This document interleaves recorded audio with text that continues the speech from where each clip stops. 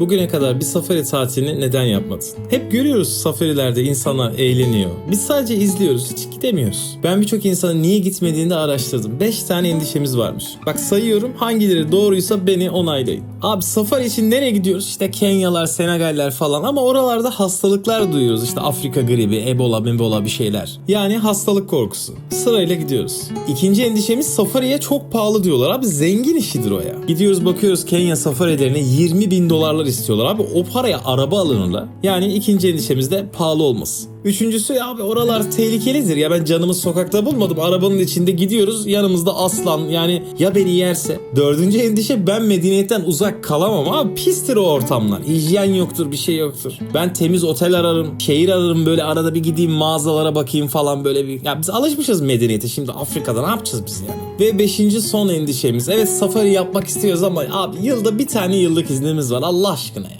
Gidip de o yıllık izni sadece safariye harcamak istemiyoruz. Bakın bu safari ile ilgili bu 5 endişeyi ben bugün yok etmeye geldim. Sana var ya muhteşem bir safari tatil önerisiyle geldim. En başından beri söylüyorum, yine buraya da yazacağım. Manyak bir yıllık izin tatili. Bak eşek kadar yazdım. Sizler için hazırladığım ucuza vizesiz Cape Town tatilinin 2. bölümündeyiz. Bir de bunun 1. bölümü var. Eğer sen de şöyle izlemekle yetinmeyip ben gerçekten gelip bu tatili yapacağım dersen şu anda videoyu durdurup 1. bölümü izleyebilirsin. Bakın çok kısa bölüm zaten. Ülkeye girerken pasaporttan geçiş süreçleri, otele ulaşım, turları satın alma, nerede kalıyoruz, ne yapıyoruz anlayacağın. Eğer 1. bölümü izlersen bu bölüm senin için daha anlamlı olacak ve yorumlara da bakıyorum 1. bölümün altına yazılan. Sadece o bölümü izleyen birçok insan bilet bakmaya başlamış. O bölüm çok değerli. İzleyin. Şimdi bir safari sabahına uyanıyoruz ve tüm endişeleri yok etmeye gidiyoruz. Bu arada beni tanımayanlar için, ben Hişam Ataç. Kanalıma hoş geldiniz. Ucuza Cape Town tatilinin 2. bölümü başlıyor. Sabahleyin bayağı erken kalktık çünkü safariye gideceğimiz yer şehirden 2 saat uzaklıktaydı. 1. bölümde tanıştığımız Türk çift bir rehber vardı, hatırlarsınız. Bizi otelimizin kapısına kadar almaya geldiler. Güvenli bir şekilde yola çıktık. Yine size 1. bölümde anlattığım o turlarla da safariye katılabilirsiniz ama birazcık kalabalık turlar oluyor. Tabii birçoğu sizi otelden de almıyor. Waterfront'a gitmeniz gerekiyor. Bir de otobüslerle gidiyorsunuz. Yaklaşık 3 saat sürüyor. Bir tane mola veriyor. Yani bence öyle gitmektense eğer 2 kişiyseniz, 3 kişiyseniz rehberlerle gitmek daha mantıklı. Yani daha konforlu bir yolculuk oluyor. Zaten bak buraya da koydum. Türk rehberlerle ilgili çektiğim özel detaylı rehberlik videosunu izlediğinizde bu rehberlerin tüm detaylarını anlattım. Hatta isterseniz bütün Cape Town tatilini bu rehberlerle de planlayabiliyorsunuz. Havaalanından alıp otele yerleştirip havaalanına geri bırakıyorlar. O derece yani. Yani daha şehirden çıkarken bile safariye gitmenin heyecanı bizi çok mutlu etmişti. Bir de bir safari yolculuğuna göre yollar da gayet düzgün ve güvenliydi. Şu an siz de görüyorsunuz. Hep aklımıza böyle tozlu topraklı yollar gelir. Biz bildiğin İzmir Çeşme otobanı gibi gidiyoruz abi.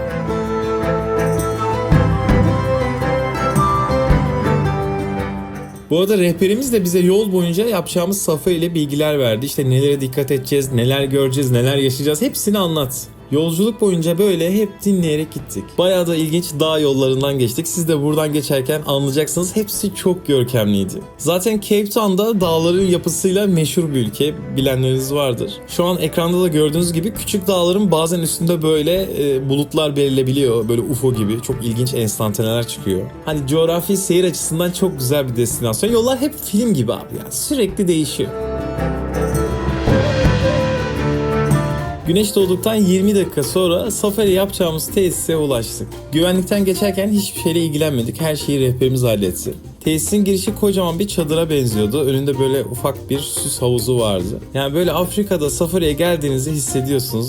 Güzel tasarlamışlar. Ben tasarımı çok beğendim. Sonra bu resepsiyondaki rezervasyon, ödeme, izinler, doldurulan formlar, geçiş işlemleri falan, onlarla da rehber ilgilendi. Biz hiçbir şeye karışmadık. Gittim hatta merak ettim. Sizin için de bak çektim. Tesisteki tuvaletler bile çok temizdi. O giriş işlemleri yapılırken siz böyle yemyeşil bir bahçede bekliyor olacaksınız. Bakın içeriye giriş alanına kadar her anını göstermeye çalışıyorum. Çünkü siz de buraya geldiğinizde hani her şeyi bilin, içiniz rahat olsun istiyorum. Vallahi ne yalan söyleyeyim, safari denince ben böyle çorak bir Afrika arazisi bekliyordum. Abi içeri girdik, bize dediler kahvaltınız hazırlanıyor, havuz başında yapacaksınız. Dedim ki yani nasıl havuz başı? Şu görüntüye bir bakar mısın? Tamam, biz şimdi hayatımızda hiç mi havuz görmedik? Gördük ama işte safariye gelmişiz ya, Afrika'dayız. Hani videonun başında endişelerimiz var dedim ya, bak onların hepsini bir bir gösteriyorum. Hemen bak şu ileride gördüğünüz küçük dağların arkasında safari yolculuğumuz resmen başlıyor olacak. Yani o hem vahşi yaşamla beraberiz hem de otel konforu falan tam böyle tadında bir yer. İşte siz de böyle aklınıza arkadaşlarınız geliyor ya, işte safariye şununla giderim bununla giderim. Bu detayları ona anlatın, yani birlikte gelmek istediğiniz arkadaşlarınıza, bunlar hep ikna edecek onu. Bir de sırf şu güzel ortamın hatırına aşağıda bir beğen butonu var. Eğer olur da bana bir hayırlı işler selamı vermek isteyen olursa, sonuçta burası bizim dükkanımız, ekmek teknemiz. Aşağıdaki beğen tuşuna basarsanız beni çok mutlu edersiniz. Bizim için önemli bir yer orası. Tabii zorunda değilsiniz, gönül işi bu. Şimdiden çok teşekkür ederim.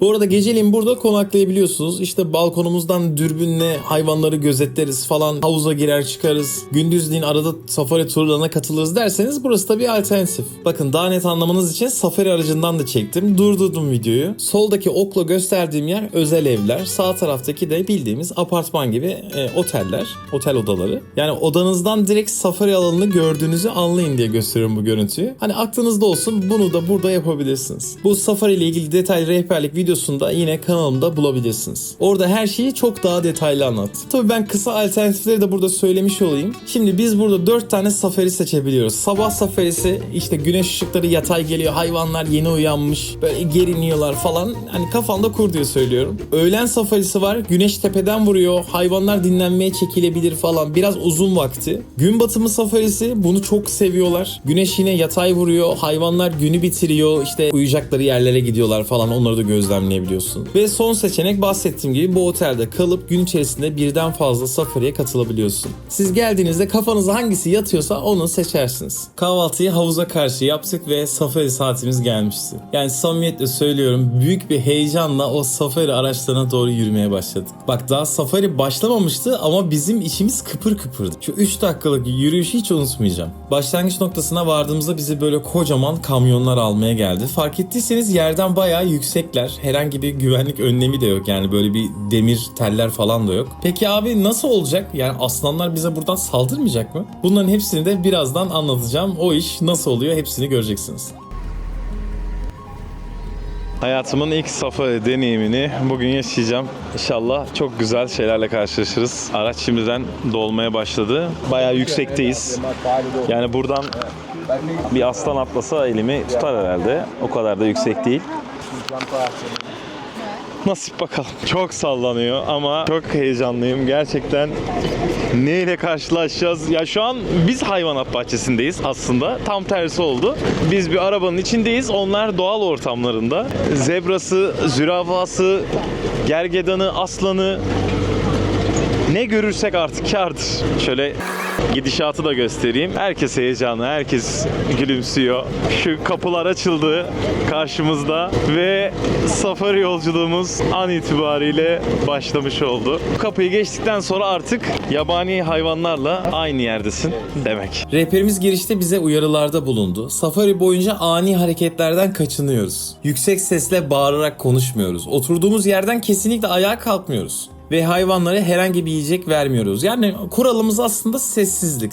Taş insan oluyoruz böyle. Taş kesiliyoruz. Biz önce böyle büyük bir göl kenarından geçtik. Burada kısa bir mola verdik. Yani o gölün etrafında içinde birbirinden farklı çeşitli hayvanları gözlemledik. Aramızda hiç koruma olmadan onların evinde aynı havayı solumak bile çok farklı bir histi. Hatta ilk dakikalarda kocaman dev gibi su aygırları belirdi. Bakın şu an siz de izliyorsunuz. Bizi de gördüler aslında, hissedebiliyoruz onu. Ama hiçbir şey olmamış gibi yavaş yavaş göle doğru ilerlemeye başladılar. Hani şunların büyüklüğünü kamerada tarif edemem. Gelip böyle gözlerinizle görmeniz lazım. Abi şuna baksana ya. Tüm yolcularla sessiz bir şekilde o anları izledik. Çok farklı bir histi.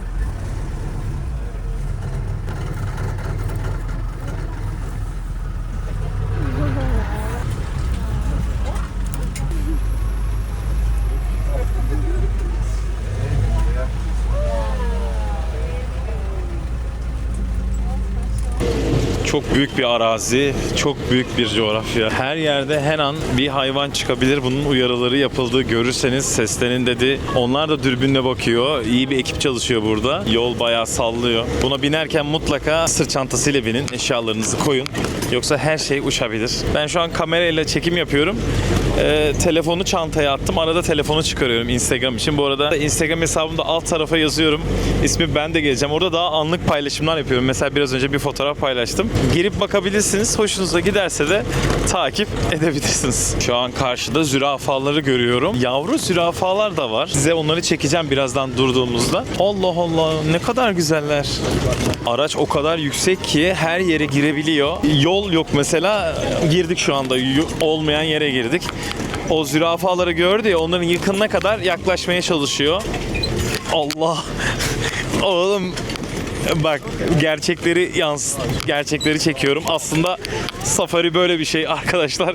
İnternette görüldüğü gibi öyle stabil şeyler değil. Onlar sadece durduğunuzda. Zürafalara bayağı yaklaştık burada. Aa, bebek zürafa. Bebek zürafa. Yavru zürafa çok komik gözüküyor. Şu an annesinin yanına doğru yaklaşıyor. Bir de hayvanların yanında çok bağırmayın dediler. Rehberimiz birazdan daha da yaklaşacağız. Tekrar uyarıyorum. Sesli bir şekilde konuşmayın, bağırmayın ve kesinlikle yiyecek vermeyin. Yani saygılı bir şekilde sessizce gözlemleyin diye uyarılarda bulundu. Zürafaları da hepimiz çok severiz. Çok sevimli hayvanlar. Yine her zamanki gibi çok tatlılardı.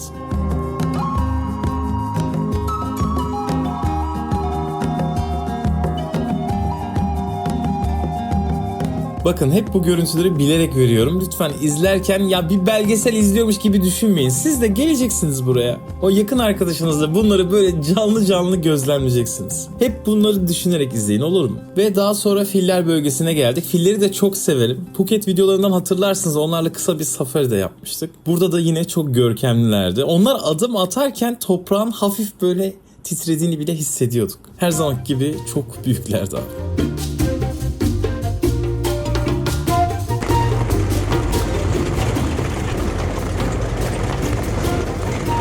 Yani uçsuz bucaksız bir yer. Her an her yerden bir şey çıkabilir. Bu hissiyat çok farklı. Şu dağın alt tarafına doğru gidiyoruz. Zebraları görebileceğimizi söyledi. Tabii şans, göremezsek başka bir alana gideceğiz. Safari'de ilginç olan şeylerden biri dediğim, zebra gördüm. Şuna bakın. Allah'ım, şu güzelliğe bak. Vay.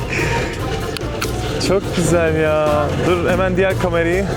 Ve zebralar canlı canlı bir tablo gibi karşımızdaydı. O siyah çizgileri o kadar net ve estetikti ki her biri sanki böyle bir sanat eseri gibi duruyordu. Ya ata benziyorlar ama o çizgiler onlara böyle vahşi bir asalet katıyordu. Evet, belgesellerde izliyoruz falan, yine söyleyeceğim, kızacaksınız belki, onları gözlerinle böyle canlı canlı görmek çok farklı hissettiniz. Geldiğinizde de gerçekten Hişam'ın dediği kadar farklıymış diyeceksiniz. Safari boyunca daha bir sürü hayvan gördük. Hepsini paylaşmıyorum, sürpriz olsun. Onlar hep böyle doğal ortamlarında. Bir de böyle arada sürpriz çıkıyorlar. Kafanı kaldırıyorsun, oradan sana bakıyorlar. Abi o hissiyat da çok farklı. Hayvanat bahçesi gibi değil yani, onların ortamındasın.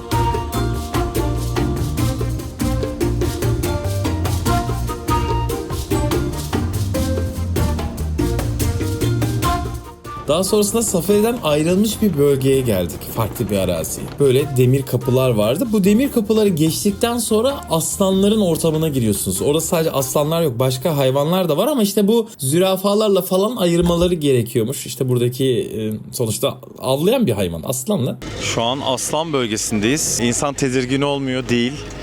Çünkü bakar mısınız mesafeye? Bizi nesne olarak gördüklerini söylediler. Yani bizi bir av gibi değil. Doğduklarından beri bu araçları, bu insanları gördükleri için biz onlar için yemek değiliz. Birer nesneyiz ama ne zamana kadar? Biz hareket etmeyene kadar. Nasıl kurulur o cümle?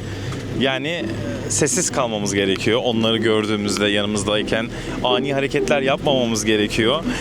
Onları yaparsak evet, o zaman bir avız biz onlar için ama sessiz sakin durursak, çok hareket etmezsek, sadece böyle bakışırsak, bağırmazsak hiçbir tehlikesi olmadığını söylediler. Abi aslan gördün mü sessiz kalacaksın. Hareket etmeyeceksin. Ortalığı karıştırmayacaksın. Herkes böyle mum gibi kalıyor zaten. İşte koca arabada kimse mi ses çıkarmıyor? Abi aslanı gördün mü? Çünkü ses çıkaran av oluyor ya. O yüzden kimse sesini çıkarmıyor.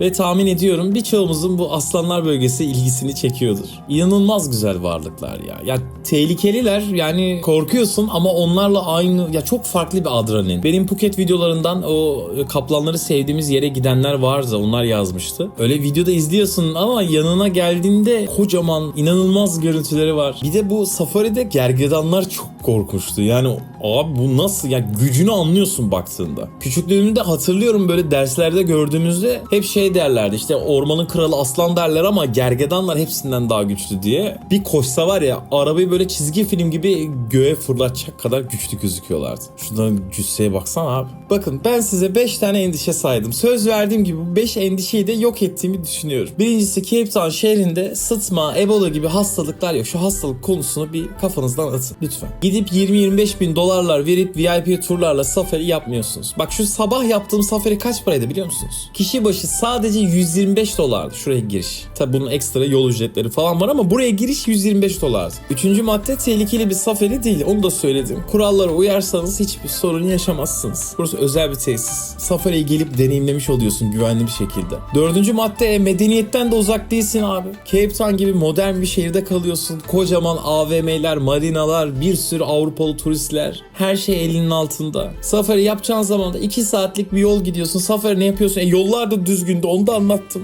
Bir de 5. madde, yıllık izne sadece safari yapmak için gelmiyorsun. Size 1. bölümde de anlattım. Cape Town tatili bambaşka bir tatil. Abi bir gün gidiyorsun, penguenlerde yüzüyorsun. Ertesi gün Masa Dağı'na çıkıyorsun. Muhteşem bir dağ. En güneybatıya gidiyorsun, Ümitburnu'na. Orada Atlas'la Hint Okyanusu'nun ayrıldığı noktayı görüyorsun. Köpek balıklarıyla dalış yapabiliyorsun. Kanal turları, muhteşem lezzetler. Meşhur o Afrika eğlenceleri, alpakalar, Camps Bay plajı, unutulmaz otobüs yolculukları var ya, anlat bitiremem ya. Yani sevgili dostlar, bakın bir yıllık izinde burayı tercih ederseniz unutulmaz bir 7 gün yaşayacaksınız. 7-8 gün arası bir şey. Eğer siz de pahalı tur şirketlerine ve o düzenbaz uçuk rakamlar veren rehberlere muhtaç kalmadan sadece uçak biletinizi alıp arkadaşlarınızla buraya gelip o turları var ya en ucuz fiyatları alıp ve sizin için önceden hazırladığım, indirimler aldığım Türk rehberler rüya gibi destinasyonu gezip güzel bir tatil yapmak istiyorsanız sizler için hazırladığım bu detaylı rehberlik videolarını izleyebilirsiniz. İstanbul Havalimanı'ndan otel odamıza nasıl geleceğiz? Pasaportta neler soruluyor? Nelere dikkat etmemiz gerekiyor? Biz bu ucuz o uçak biletlerini nereden bulacağız? Millet ucuz o uçuyor. Nasıl buluyorlar?